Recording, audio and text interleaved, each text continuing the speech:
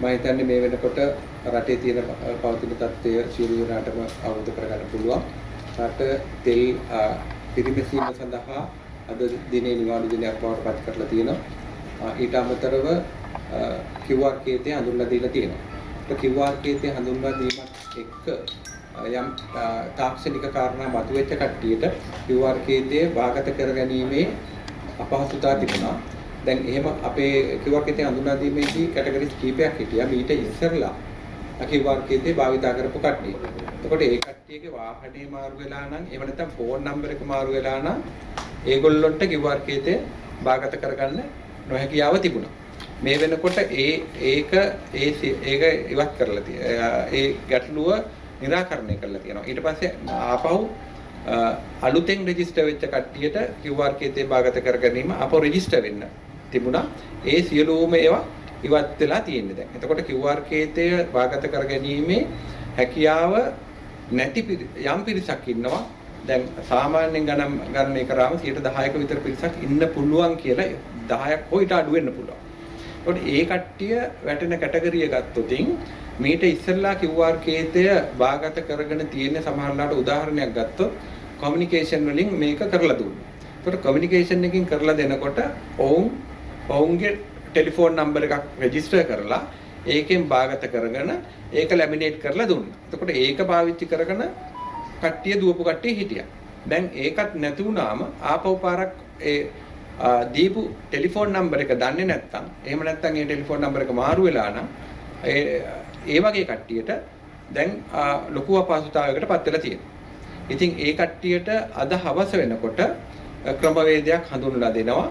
ඒක දැන් ඉදිරියේදී කියාවි. ඒ කට්ටිය මොන ක්‍රමවේද අනුගමනය කරන්න ඕනේ කියලා Tamanටම ඒක හදාගන්න පුළුවන් විදිහේ ක්‍රමවේදයක් හඳුන්වලා දෙනවා. එතකොට හෙට වෙනකොට QR කේතය සියලුම දෙනාට භාගත කරගැනීමේ හැකියාව ලැබෙන තත්ත්වයක් තමයි තියෙන්නේ. දැන් තියෙන ගැටලුව තමයි අපි කොච්චර QR කේතය හඳුන්වලා දුන්නත් පෝලිං අධික විදියට තියෙනවා. අපි QR කේතය රහසේ හඳුන්වලා දෙන්නේ. අපි මේක සැලසුම් කරලා අපි මේක හඳුන්වලා දෙනවා කියලා නොකිය හඳුන්වලා දෙන්න හේතු වුණ ජනතාව අසාධාරණ විදියට කිසිම තේරුමක් නැතුව පෝලිං වල යන හින්දා. මොකද අපේ කට්ටිය හිතාගෙන ඉන්නවා අපි විතරක් තෙල් ටික ගහගත්තාම ඇති ඉක්මනට ගිහිල්ලා තෙල් ටිකක් ගහ ගන්න ඕනේ කියලා. දැන් මේ පෝලිං ගැන කතා කරෝතින් ඉරානට පළවෙනි බෝම්බ ගහනකොටම ජනතාව පෝලිං වලට ගියා. අපි පුන පුනා කිව්වා කිසිම තේරුමක් නැහැ. ওই පෝලිං වල කාලය ගත කරන්න අවශ්‍ය නැහැ. අපි ඕගොල්ලන්ට තෙල් දෙනවා කියලා. දැන් අපි ඒක ඒ විදියටම තෙල් ලබා දුන්නා. ඇත්තට මේ පෝලිං වල හිටපු කට්ටිය කනගාටු වෙන්න ඕනේ අපි නිකම් බොරුවට තමයි පෝලිං වල හිටියේ කියලා. දැනුත් ඒ ආකාරයෙන්ම තමයි. දැන් පෝලිං වල ඉන්නවා අපිට තේරුම් ගන්න බෑ මොන හේතුවක් හින්දාද කියලා ජනතාව පෝලිං වල ඉන්නවා. දැන් QR කේතය හඳුන්වලා දුන්නාට පස්සේ Tamanගේ තෙල් කෝටාව දවස් 7ක් යනකම් ඕනෑම වෙලාවක ලබා ගන්න පුළුවන්. ඉතින් එතකොට Tamanට දැන් තෙල් ටිකක් තියෙනවා නම් හෙට දවස වෙනකන් ඉඳලා තෙල් ටික ලබා ගත්තා නම් මේ පෝලිං නැති වෙනවා. සියලුම දෙනා Tamanට තියෙන තෙල් කෝටාව එකපාරට ලබා ගන්න ගියාම පෝලිම ඇති වෙනවා. දැන් වෙලා තියෙන්නේ මොකද්ද? දැන් වෙලා තියෙන්නේ දැන් මේ සාමාන්‍යයෙන් අපේ රටාව තිබුණේ මේක සාමාන්‍ය චක්‍රයක් ඇතුලේ දුවන්නේ. තෙල් එනවා තෙල් ඇනුම් කරනවා පිරුම් ගන්නට තෙල් එනවා. ඒ පිරුම් වල සාමාන්‍යයෙන් රෑ 10 වෙනකන් ක්‍රියාත්මක වෙනවා. ඊට පස්සේ පිරුම් වල වහනකොට හෙට උදේ වෙනකන් අපි කියලා තියෙන්නේ 50%ක් තෙල් තියාගන්න කියලා. ඊළඟ දවසට අනිවාර්යෙන් 50%ක් ඕගොල්ලෝගේ ටැංකිය වල තෙල් තියාගන්න තමයි ඇනුම් කරන්න කියලා. එතකොට ඒ අර තිබිච්ච 50% අද රෑම ඉවර වුණාම හෙට උදේට ෂෙඩ් එකේ තෙල් නැහැ. දැන් ඒක තමයි මේ විසම චක්‍රයකට ගිහින් තියෙනවා. උදේ වෙනකොට තියාගන්න ඕන තෙල් ටික රෑම ගහලා තියෙනවා. ඊට පස්සේ ආපහු පැය 2ක් 3ක් පොලිමේ ඉන්නවා තෙල් එක එනකම්. තෙල් එක ආපහු ඇනුම ඇවිල්ලා බුදුරාජ වලින් කොළොන්නාවෙන් පුරවල ආපහු ෂෙඩ් එකට එන කාලේ ජනතාව පොලිමේ ඉන්නවා. ඉතින් මේක කඩාගත්තේ නැත්තම් ජනතාවට මේ ප්‍රශ්نين විසඳෙන්න බෑ. සියලුම දෙනා මේ ගැටලුවට මුහුණ දෙනවා. ඒ හින්දා අපි තීන්දුව කරා අද ඉඳගෙන ඔත්තේ ඉරත්තේ ක්‍රමයට තෙල් ලබා දෙන්න. දිනය ඔත්තේ දිනයක් නම් උදාහරණයක් ඇටියට ගත්තොත් අද 18 අද ඉරත්තේ දවසක්.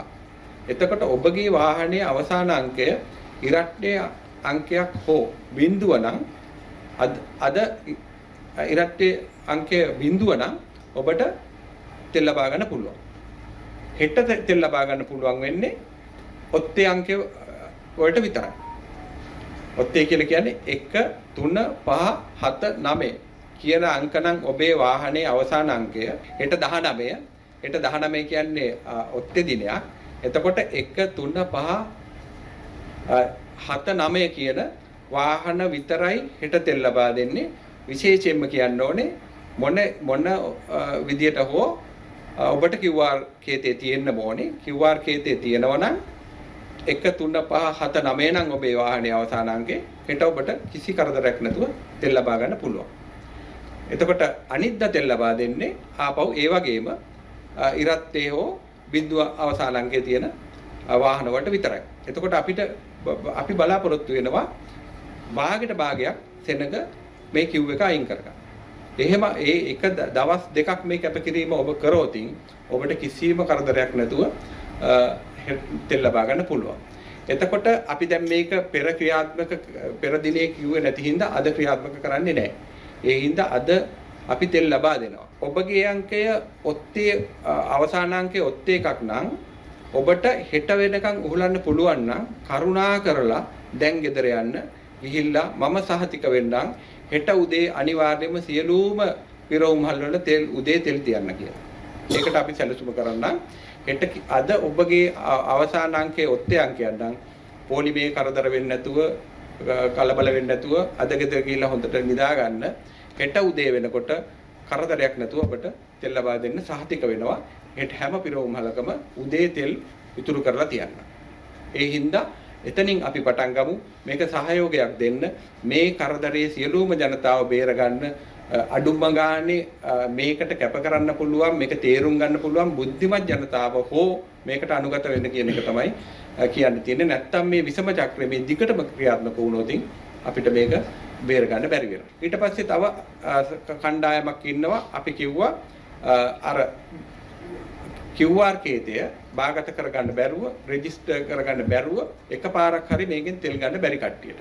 ඒ කට්ටියටත් හෙට දවසේ ගිහිල්ලා තෙල් ගන්න පුළුවන්. ඒ කියන්නේ අද දවසේ QR කේතයට එක වතාවක් හෝ තෙල් අරගෙන නැති කෙනෙක් ඉන්නවා නම් හෙට ඒ chance එක දෙනවා. ඔබගේ අංකය ඔත්තේ ඉරත්තේ මොක වුණත් ඔබ ගිහිල්ලා ස්කෑන් කරාට පස්සේ මීට තේරෙනවා මීට ඉස්සෙල්ලා තෙල් අරගෙන තියනවද නැද්ද කියලා.